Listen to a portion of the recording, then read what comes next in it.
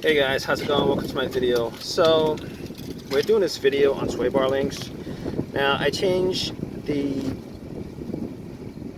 control arm, low control arm on my 2010 Toyota Highlander. After I changed it, I noticed there was a lot of noise. There was some screeching noise, all that stuff, but it was because I didn't tighten it. Tighten all the bolts and stuff like that. Tighten it the way it should be tightened, torqued or whatever. I didn't torque it, but I made sure to take it off at least a couple of times just to make sure that the bolts were super tight.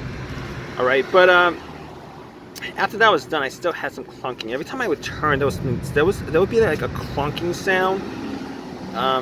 There was a couple of sounds, but there was like it was more like a clunk every time I turned it. So I was thinking it was probably something else. It was probably the sway bar links that need to be changed. And as you guys can see, I'm actually turning these sway bar links using my fingers just to do this, and the newer ones were very stiff. I wouldn't be able to do this on the newer ones, but this is pretty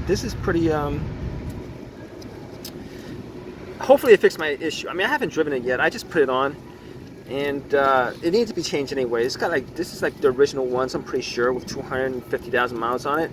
A lot of mileage, 280,000, close to 290,000.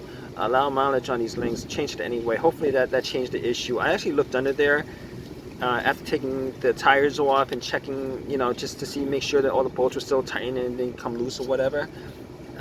All of them were all of them were as tight as the last time I tightened it, which was probably a couple weeks ago.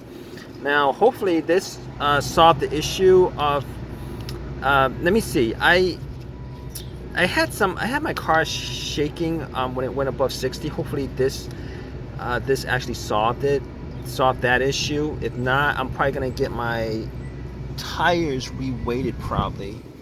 I'm probably gonna get my tires rebalanced.